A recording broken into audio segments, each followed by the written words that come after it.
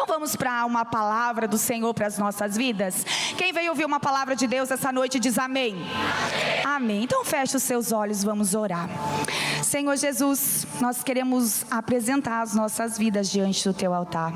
Queremos apresentar, Pai, essa palavra que o Senhor vai liberar aos nossos corações. Que não seja eu falando, mas seja o Teu Espírito Santo a falar, Pai, ao coração de cada um dos Teus filhos que está aqui essa noite. Que o Senhor possa ministrá-los de uma forma tremenda e sobrenatural. Que haja o convencimento, Pai, do Teu Espírito sobre as nossas vidas. Abre os nossos olhos, abre o entendimento, Pai, para que possamos entender e compreender a Tua palavra, que nós possamos ser tocados e assim nós venhamos entender aquilo que o Senhor tem para fazer, para manifestar e para liberar sobre a vida de cada um dos Teus filhos que aqui está. Nós paralisamos toda a obra das trevas, toda ação de Satanás e seus demônios que veio para tentar roubar essa semente que será lançada e liberada no coração dos Teus filhos. Assim eu entrego, Senhor Jesus, nas Tuas mãos. Te louvo e te agradeço, em nome de Jesus. Amém e amém. Amém, igreja? E então vamos lá para a palavra do Senhor essa noite. Ele tem como título: ricos do quê? Do que nós somos ricos? Muitas vezes nós, quando falamos a palavra ricos, a gente automaticamente associa ele a recurso financeiro, não é mesmo? Automaticamente nós vinculamos que nós somos ricos se nós possuímos uma conta corrente muito, abastada de dinheiro, se nós temos muitos recursos financeiros, mas nós não entendemos o quão rico nós somos em várias áreas da nossa vida. E eu quero começar a ler um texto que está em 3 João, capítulo 1, versículo 2. A palavra de Deus diz assim: amado, acima de tudo, faço votos por tua prosperidade e saúde, assim como é próspera a tua alma. Este texto, o livro de 3 João, o apóstolo João está falando com um homem chamado Gaio. Ele era seu amigo e irmão em Cristo. E quando o apóstolo João, ele fala com Gaio, ele nos leva a entender a revelação e a vontade de Deus para todos os filhos de Deus. Ele fala, que Jesus, ele ensinou que nós, mesmo sendo maus, sabemos dar boas dádivas aos nossos filhos. Quanto mais o Pai Celestial não dará coisas boas aos que lhe pedirem? Assim como um pai terreno deseja o melhor para o seu filho. Você que é pai e mãe que está aqui essa noite, você deseja o melhor para o seu filho, sim ou não? Sim, não é mesmo? Quem dirá o nosso Pai Celestial? Ele deseja o melhor para mim e para você. Romanos 8:32, Paulo ele declara aos romanos que Deus, ele não poupou o seu próprio filho, mas por todos nós o entregou. Como não nos dará também com ele todas as coisas? A Bíblia fala que Deus não poupou nem o seu próprio filho, não poupou nem Jesus, mas ao contrário, ele entregou, ele doou. Quem dirá outras coisas ele não tem para liberar sobre nós, se ele deu aquilo que ele possuía de mais precioso. É indiscutível, queridos, o fato de que Deus quer o nosso melhor. Quem tem hoje a total convicção de que Deus tem o melhor para a sua vida, diz amém. Amém, glória a Deus. Então o apóstolo João, ele estava dizendo aos cristãos de Roma que se o Pai Celestial deu o que tinha de melhor, que era Jesus, então não há nada que ele não possa nos dar. E eu gostaria de explicar um pouquinho acerca da palavra prosperidade. Muitas vezes, quando nós ouvimos a palavra prosperidade, nós associamos novamente a sermos prósperos financeiramente. Mas sabe o que significa realmente prosperidade? A etimologia da palavra prosperidade, ela vem do latim, que é prosperitate, que ela tem o significado de boa sorte, ventura, felicidade e boa saúde. A prosperidade, segundo especialistas na língua portuguesa, é uma palavra que vem do latim e significa também um estado ou qualidade de próspero, de feliz, abastado, que está em plena ascensão. Então é um conjunto de situações envolvendo a saúde física, mental, financeira, ambiental e social. Então é uma pessoa saudável em todas as áreas da vida. Segundo a Bíblia, uma pessoa próspera é todo aquele que goza de felicidade, pois tudo quanto faz dar certo, ele tem uma ótima saúde, uma vida familiar exemplar, um caráter irrepreensível, uma vida financeira bem-sucedida e a paz reina em seu coração. Mas é claro que a palavra de Deus também associa prosperidade na área financeira. Mas o que ela quer nos dizer? Que ela precisa refletir a ideia de que precisa ir bem todas as coisas. Então, o que é prosperar? O que é? Não se trata somente, prosperar não se trata somente de ser suprida as nossas necessidades materiais, mas é ir bem na nossa vida espiritual, ministerial, familiar, na saúde e no trabalho. Prosperar é ir bem em todas as áreas da nossa vida. E eu pergunto para você essa noite, quem quer ser próspero diz amém. Amém. Então, Deus quer que prosperemos e nós mesmos desejamos isso.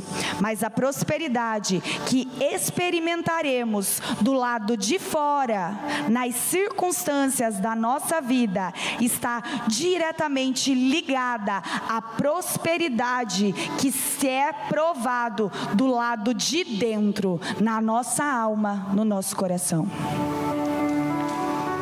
Nós manifestamos, queridos, as coisas à nossa volta, nós exteriorizamos aquilo que nós já geramos aqui dentro. Se nós temos uma alma próspera, um coração próspero, temente a Deus, e eu por dentro estou crescendo em prosperidade, eu vou manifestar, exteriorizar essa prosperidade nas circunstâncias que envolvem a minha vida. João, ele então declarou a Gaio: quero que você seja próspero, como é próspera a tua alma. Em outras palavras, ele estava querendo dizer o quê? Quero que você prospere, tanto quanto sua alma é próspera. Entender a prosperidade da alma, entender a prosperidade que está aqui dentro, é um passo muito importante para se prosperar nas circunstâncias, uma vez que o que provamos por dentro pode determinar a dimensão do que provaremos por fora. Eu vou perguntar para você essa noite: você por acaso daria a chave do seu carro para uma criança de 5 anos sair dirigir? A gente não daria, não é mesmo? E por que nós não daríamos? Porque uma criança de 5 anos não está preparada naquele momento para dirigir um carro. Nós precisamos, amados, estar preparado para aquilo que Deus tem para derramar sobre a sua e sobre a minha vida. Porque Ele não quer que nós venhamos nos perder no meio do caminho. Ele quer que nós avancemos. E todas as vezes que Deus estava para liberar algo sobre o seu povo, primeiro Ele preparava o povo. Quando Deus tirou o povo do Egito para entrar na terra prometida, eles tiveram que passar pela preparação. Então nós precisamos nos preparar aqui dentro, para que quando a prosperidade em todas as circunstâncias das nossas vidas vier, nós venhamos estar de fato posicionados. Então uma alma pouco ou nada próspera é incapaz de lidar ou manter qualquer prosperidade por fora, fazendo aquilo que devemos ser bom se tornar ruim, como vemos Paulo alertando lá em 1 Timóteo 6:9, a palavra de Deus diz assim, os que querem ficar ricos caem em tentação, em armadilhas e em muitos desejos descontrolados e nocivos, que levam os homens a mergulharem na ruína e na destruição. Tanto nas escrituras sagradas quanto na história, nós podemos encontrar vários exemplos. E o exemplo que eu quero trazer para vocês essa noite é de um rei chamado Uzias. Vocês conhecem a história do rei Uzias? Não? Então vamos ler um pouquinho da palavra de Deus para ela falar conosco.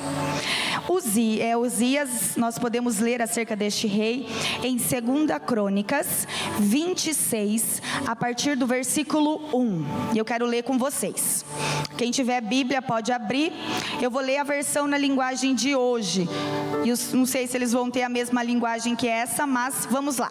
A palavra de Deus fala assim em 2 Crônicas 26, a partir do versículo 1. No lugar de Amazias, o povo de Judá pôs como rei o seu filho Uzias. Ele tinha 16 anos de idade. Depois da morte do pai, Uzias reconquistou e construiu de novo a cidade de Elate.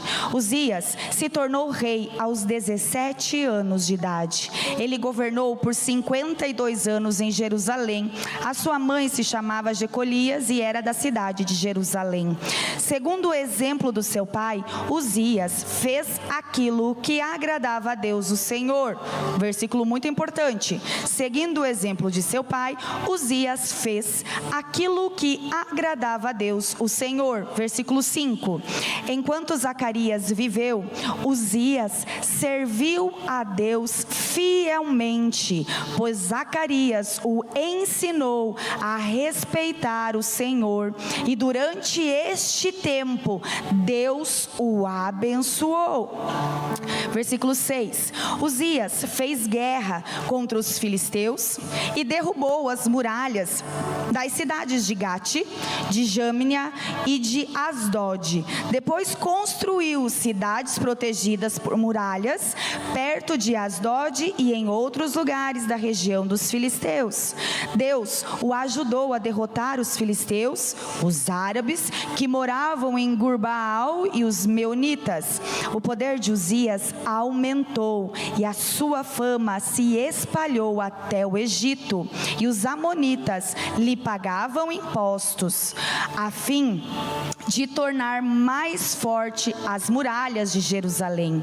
Uzias construiu torres no portão da esquina, no portão do vale e no lugar onde a muralha faz esquina. Construiu também torres de vigia nos campos e abriu uma porção de poços, pois tinha muito gado, tanto nas planícies como nos planaltos de Judá. Tinha também homens trabalhando nas plantações de uva e nas hortas das regiões montanhosas e nos campos férteis, pois se interessava pela agricultura. Uzias tinha um exército de homens prontos para a guerra. Eles marchavam para a batalha em grupos organizados de acordo com as listas que estavam aos cuidados dos escrivões Jeiel e do oficial Maacéias. O chefe desses dois homens era Ananias, um dos generais do rei. 12. O exército era comandado por 2.600 chefes de família, todos eles soldados valentes. Eles comandavam um exército exército poderoso de 370.500 soldados que estavam à disposição do rei nas suas lutas contra os seus inimigos. Uzias armou os seus soldados com escudos, lanças, capacetes, couraças, arcos, flechas e fundas para atirar as pedras. Em Jerusalém, os seus engenheiros construíram máquinas de guerra que eram postas nas torres e nas esquinas das muralhas, a fim de atirarem flechas e pedras grandes. A fama de Uzias se espalhou por toda a terra e ele se tornou muito poderoso, pois Deus o ajudava. Porém, quando se tornou assim poderoso, Uzias, cheio de orgulho, e essa foi a sua desgraça, ele pecou contra o Senhor seu Deus, pois entrou no templo para queimar incenso no altar de incenso. Eu vou parar por aqui, depois a gente continua. Queridos, olha como foi o reinado do rei Uzias. Olha quantas coisas o Senhor acrescentou na vida dele durante o reinado dele, no tempo em que Uzias reconhecia e andava debaixo das leis de Deus. Quando Uzias, ele ouvia ao Senhor, ele era discipulado, ele era ministrado e ele entendia que Deus era o primeiro na vida dele. Tanto que Uzias, teve homens à disposição, engenheiros que criaram armas de guerra, soldados que lutavam batalhas para proteger a cidade de Jerusalém. Ele conta essa história. Então, o versículo 5 fala: propôs-se buscar a Deus nos dias de Zacarias, que era sábio nas visões de Deus, nos dias em que buscou ao Senhor. Quem fez Uzias prosperar? Deus o fez prosperar. Com as bênçãos de Deus, Uzias alcançou aquilo que sozinho ele não teria alcançado. Divulgou-se então a fama de Uzias muito longe, porque foi maravilhosamente ajudado, até que ele se tornou forte. Entretanto, o seu coração mudou quando alcançou prestígio e poder. As suas conquistas o levou a agir de forma errada. E foi onde nós lemos o versículo 16. Mas havendo-se já fortificado, exaltou-se o seu coração para a sua própria ruína e cometeu transgressão contra o Senhor seu Deus. O orgulho, querido, foi tão grande na vida de Uzias, que a prosperidade envenenou o seu interior. O corrompeu de tal forma que esse poder passageiro e temporal o fez desprezar o poder eterno e subsistente de Deus. Ele não observou mais as santas leis de Deus. Em vez de continuar praticando a virtude, ele procedeu na imitação do seu pai, na iniquidade, entregando-se ao crime, e assim os seus felizes empreendimentos e a glória de tantas ações beneméritas só serviram para destruí-lo e para fazer ver o quão é difícil aos homens conservar a moderação na prosperidade. E a prosperidade, queridos, envolve todas as áreas da nossa vida. Muitas vezes, se nós estamos bem em casa, com a nossa família, com os nossos filhos, a gente para de vir cultuar o Senhor porque está tudo bem em casa. A prosperidade prejudicou o meu relacionamento com Deus. Às vezes eu estava necessitado de um trabalho, E eu consegui um trabalho e comecei a crescer naquele trabalho e prosperar financeiramente. Mas aí aquele trabalho, porque eu não guardar o meu coração, aquilo que estava aqui dentro, a prosperidade da minha alma, do meu coração, não acompanhar a prosperidade de forma externa, eu acabei largando Jesus para viver o meu trabalho.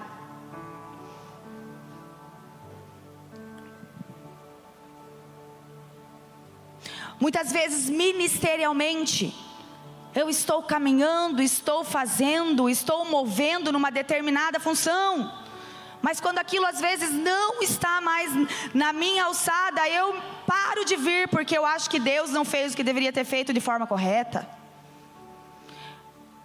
A prosperidade interna precisa acompanhar a prosperidade externa. O que eu gerei aqui dentro vai manifestar aqui fora. Porque eu entendo que não é o que eu tenho, não é o que eu possuo que vai me fazer próspero, mas é a vida que eu tenho com Deus.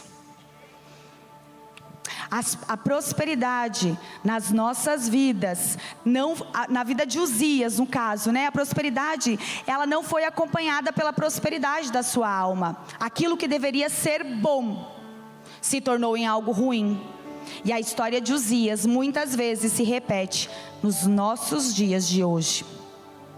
Muitas vezes nós alcançamos sucesso na vida profissional, familiar, ministerial, mas não deixamos a prosperidade também dentro de nós, na nossa alma, na mesma proporção. E o resultado qual é? Não sabemos lidar com essa nova condição. A fama, o prestígio, a promoção, as conquistas e os dinheiro pode nos levar à ruína. Se nós não estamos preparados, a bênção pode se tornar maldição. É igual o carro, quando nós, falamos de entregar a chave do carro para a criança de 5 anos. O carro é uma bênção, mas para uma criança de 5 anos ele se torna uma maldição. Por isso que Agur faz uma oração em Provérbios 30, do 7 ao 9. Ele fala assim, 2 coisas te peço, mas não me negues antes que eu morra. Afasta de mim, ele fala, afasta de mim a falsidade e a mentira. Não me deis nem a pobreza e nem a riqueza. Dá-me o pão que me for necessário, para não suceder que, estando eu farto, te negue e diga, quem é o Senhor? Ou que empobrecido venha furtar e profane o nome de Deus. Ele examina a sua alma. Quando ele escreve esse provérbio, ele examina a sua alma e ele reconhece 2 perigos. O da pobreza, de levar ele a furtar e quebrar princípios da palavra. E também o da prosperidade, de se esquecer de Deus. Se a prosperidade de alguém o privar da comunhão com Deus, então ela se transforma em maldição. Deus quer que você seja próspero. Deus quer liberar as bênçãos que Ele tem reservada para você. E quem quer receber as bênçãos de Deus essa noite diz amém. Amém. Por isso, é possível a gente prosperar. Prosperar de forma interior, quando Deus é o nosso maior valor. E eu quero que você diga isso para você mesmo. Fale assim bem alto. Hoje, eu coloco como prioridade na minha vida o Senhor. Ele é o meu maior valor. Amém? Ele é aquilo que nós temos, queridos, de mais precioso. Ele é maravilhoso. E para que nós pudermos, falar acerca de mantermos a nossa alma, o nosso interior fortalecido, eu quero compartilhar com vocês 3 pontos.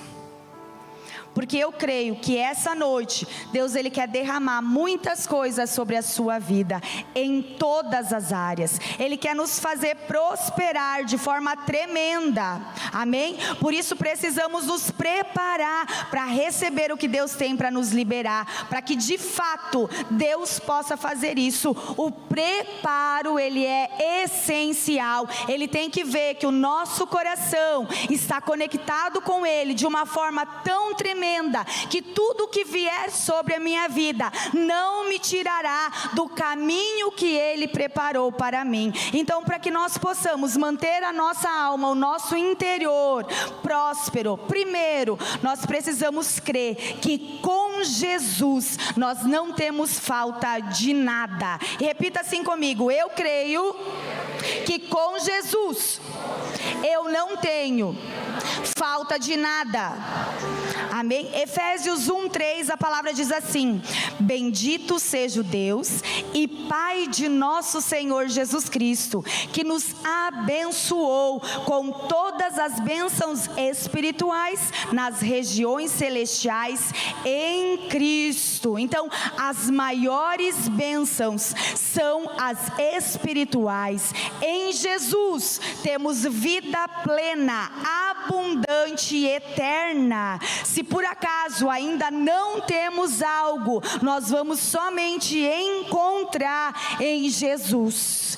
Por isso que a cruz, querido, tudo foi consumado naquela cruz. Jesus, o Senhor, Ele criou todas as coisas. Ele é o Deus desta terra, e nele nós temos todas as coisas. E na cruz a nossa vida é próspera. E eu quero que você repita comigo: na cruz a condenação se torna salvação. Na cruz as doenças darão lugar à saúde.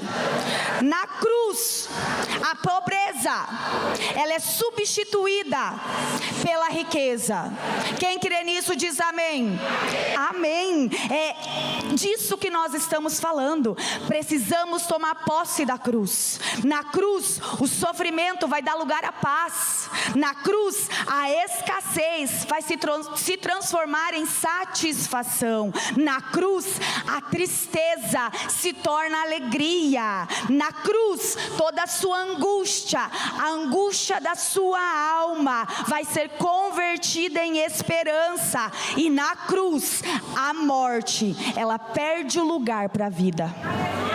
Amém? É na cruz. Salmos 34, 8 e 11, do 8 ao 11, a palavra diz assim: provem e vejam como o Senhor é bom, como é feliz o homem que nele se refugia. Temam o Senhor, vocês que são os seus santos. Quem que é santo de Deus aqui diz amém? Para você, nada falta aos que o temem.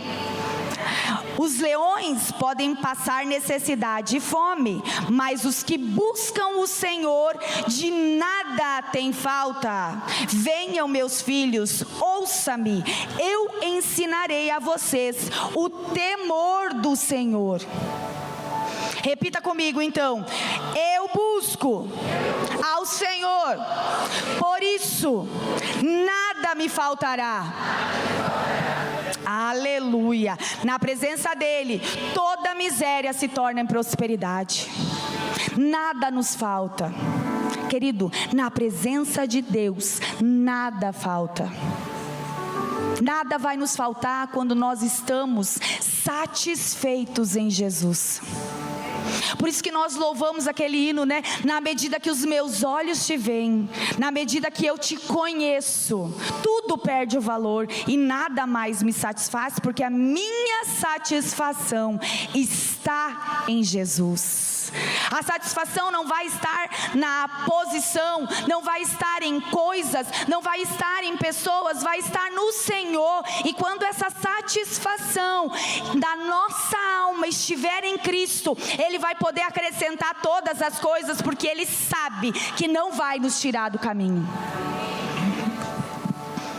Então, em Cristo, nada nos falta. Segundo ponto, viva em contínua generosidade. Atos 20:35, a palavra de Deus diz assim: há maior felicidade em dar do que receber. O ser generoso, o dar, é uma característica, queridos, de quem ama a Deus. É um sinal de que temos as prioridades certas e Deus abençoa quem age dessa forma. Isso não significa que somente aqueles que são abastados financeiramente, porque daí nós pensamos, eu sou, não tenho muito recurso financeiro. Daí a gente olha para Deus e fala: Senhor, olha a minha condição financeira, como que ainda vou ficar doando às pessoas, à igreja ou a sei lá o quê? A gente acha que porque o fulano, ciclano tem mais recurso financeiro, a obrigação de ser generoso é dele. Mas para Jesus, querido, não é a quantidade, é o nosso coração. A mulher, quando Jesus estava sentado ao lado do gasofilácio, ele estava lá observando a quantidade que as pessoas estavam dando. Ele estava observando o coração. E quando aquela viúva pobre chegou para dar a sua oferta ao altar de Deus, ela deu 2 moedas. E o que Jesus fala naquela passagem? Que ela deu tudo o que ela tinha. Ela não deu só o recurso financeiro, ela deu a sua vida a Jesus. Então não é a quantidade que eu tenho, é o coração generoso que eu tenho. É a ação de generosidade. Agir com generosidade é uma forma de mostrar o amor de Deus, além de nos ensinar a não sermos avarentos. O avarento nunca vai ter o suficiente, mas o generoso, ele tem sempre mais para partilhar. Pois ele entende que o seu sustento vem do alto e que na matemática de Deus, quem divide, multiplica. Ou seja, a generosidade também liberta do amor ao dinheiro e do medo da pobreza. Este último, um grande inimigo do dar, que leva aquele que tem medo de repartir a acreditar que se fizer, ficarão sem nada, com menos. O próprio Senhor promete suprir as necessidades de quem é generoso. Provérbios 11:25, a palavra diz assim: o generoso prosperará.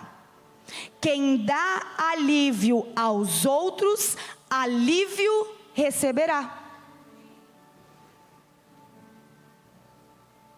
O generoso, a ação de generosidade, um coração. Por isso, o mundo muitas vezes fala que a prosperidade está em acumular riquezas, mas a Bíblia diz que a alegria está em partilhar as riquezas.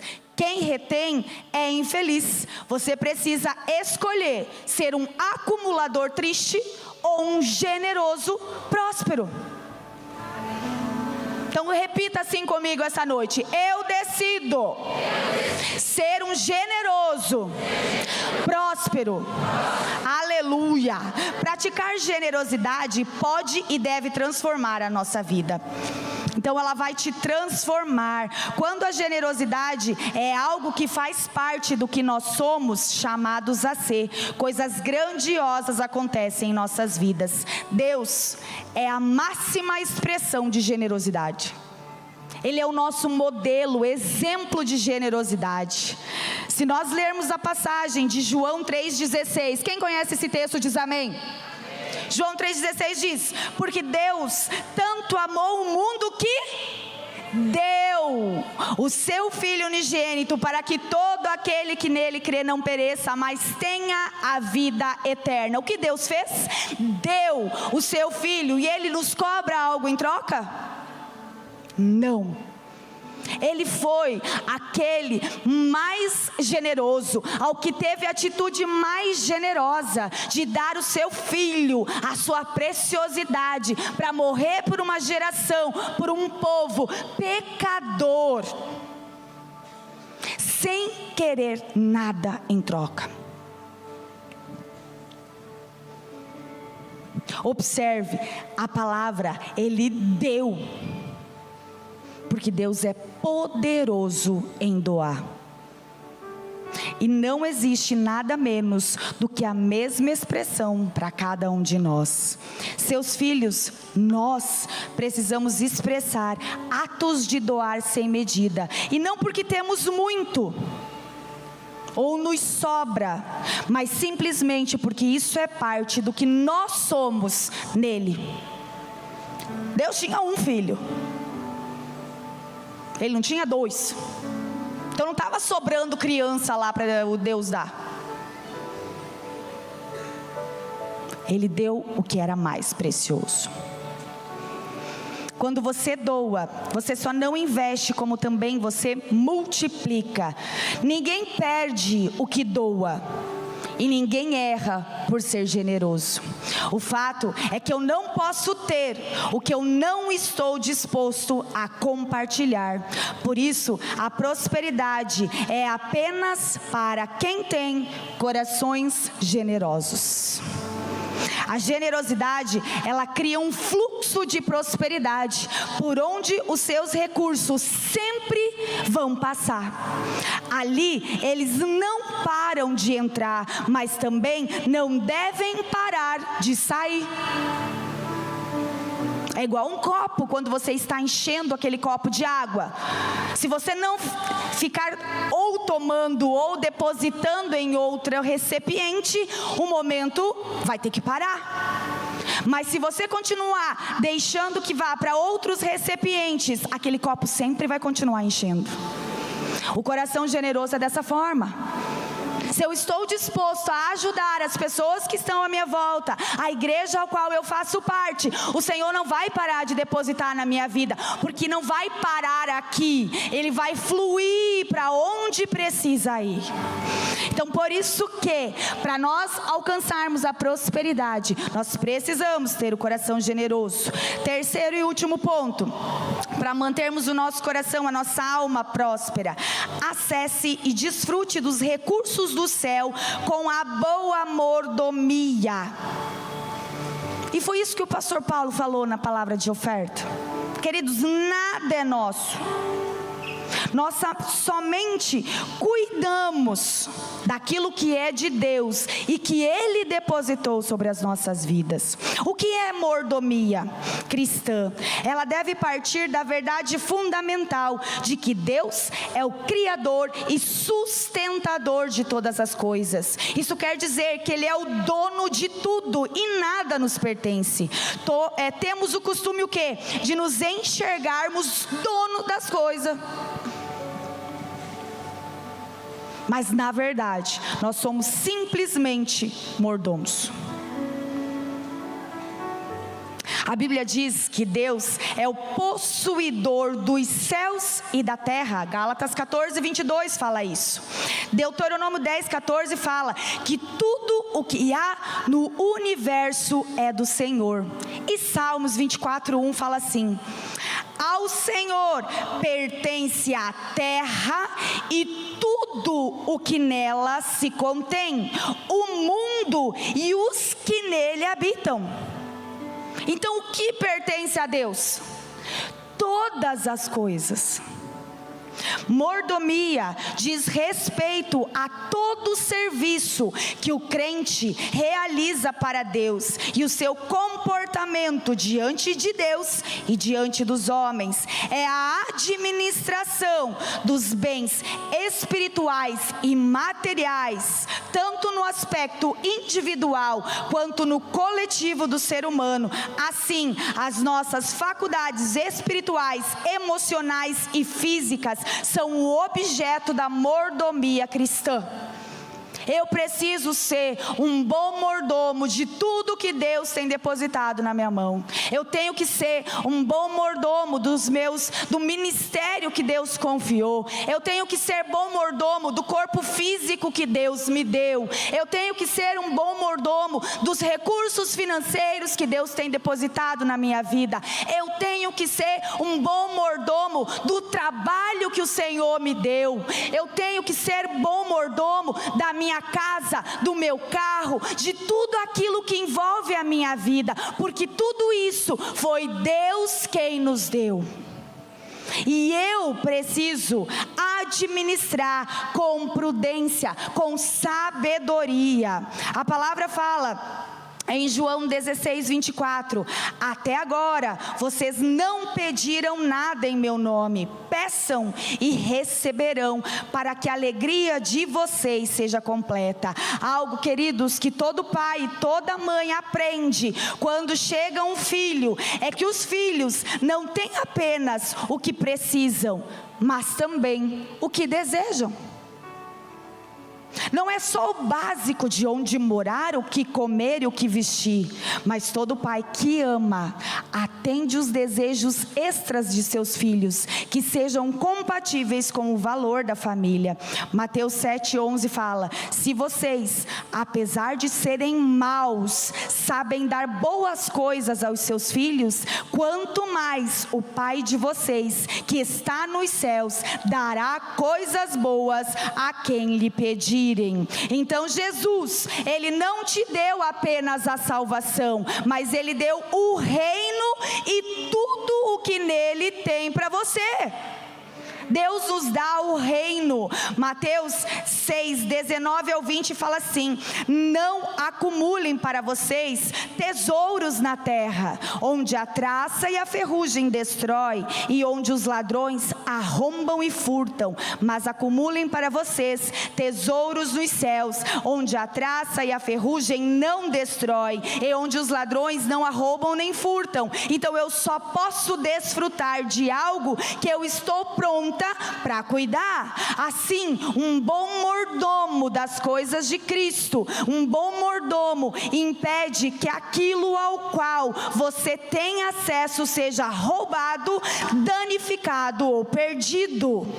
A Bíblia fala em Isaías 45:3 bem assim: darei a vocês os tesouros das trevas, riquezas armazenadas em lugares secretos, para que você saiba que eu sou o Senhor. Então a boa mordomia é a senha dos cofres de prosperidade celestial.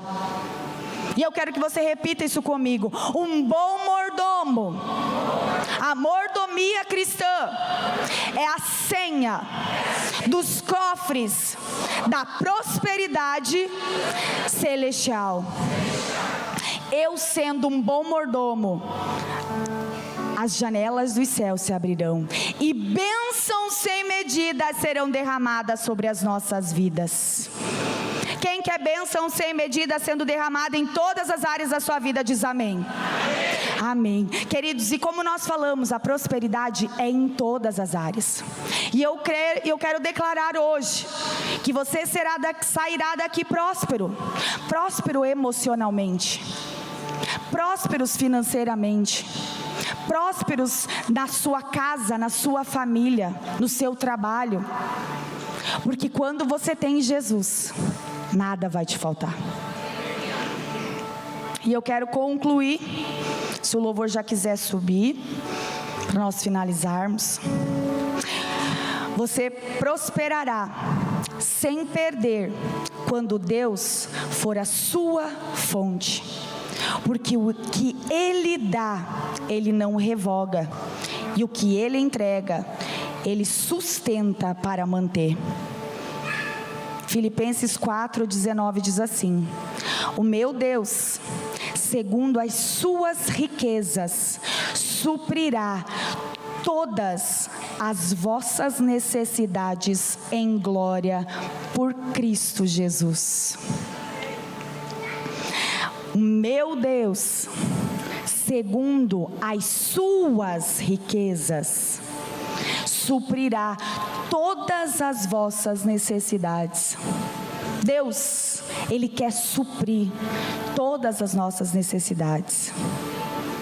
Quando nós falamos que em Deus, em Jesus, nada nos falta, é porque quando nós estamos no Senhor, por mais que eu possa estar passando situações difíceis, porque a Bíblia fala: neste mundo tereis aflições, mas se Jesus é tudo para mim, nada vai me faltar, porque eu sei que Ele é o meu sustentador, Ele é aquele quem vai suprir a minha necessidade, e nada vai me faltar.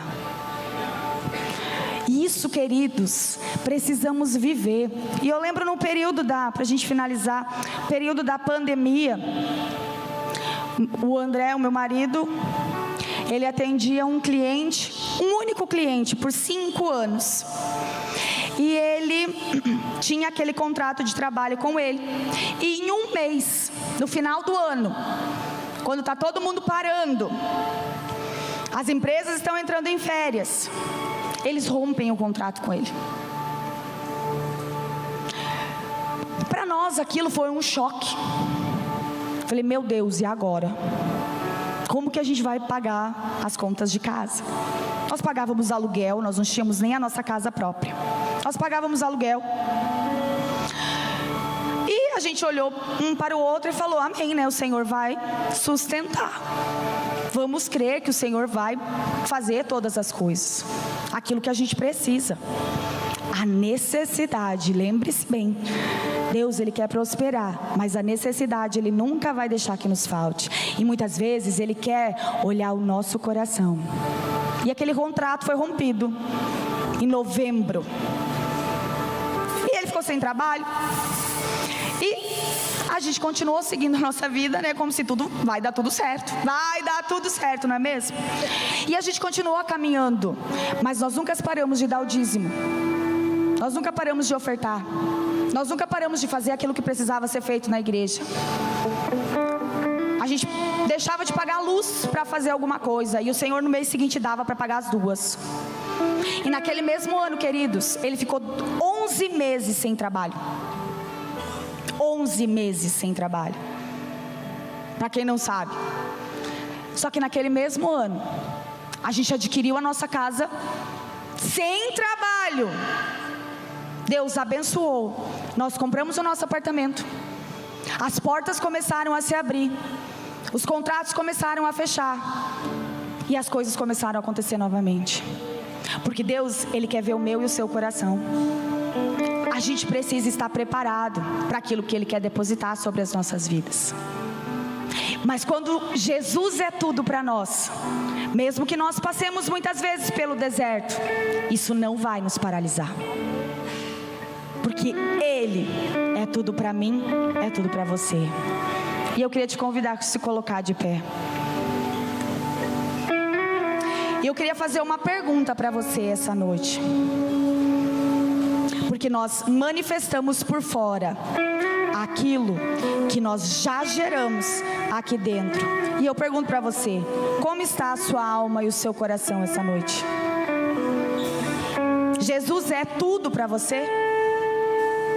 Ou você nesse momento está olhando só as dificuldades, está olhando a situação que você está passando, está olhando as coisas acontecendo à tua volta, ou você está olhando para Jesus?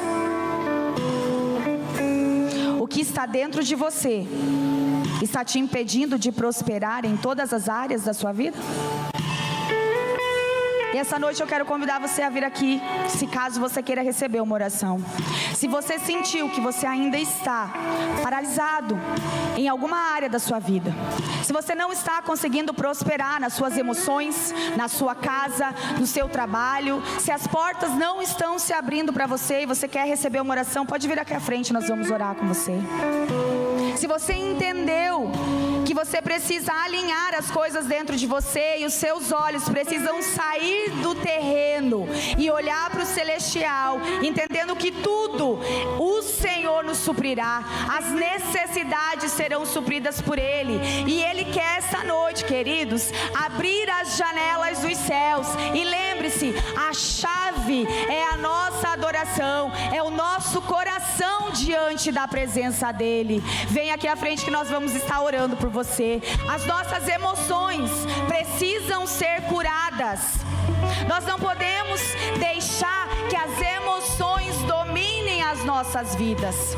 Nós não podemos deixar que a conta corrente domine a nossa vida. Nós não podemos deixar que situações e circunstâncias dominem a nossa vida, porque em Jesus Cristo nada vai nos faltar e todas as coisas serão supridas por Jesus quando Ele for o primeiro nas nossas vidas. Hoje é um dia de nós declararmos e organizarmos a nossa vida para que Jesus seja o centro, seja o primeiro, e a Ele seja toda a honra, toda a glória, todo o louvor e toda a majestade. E eu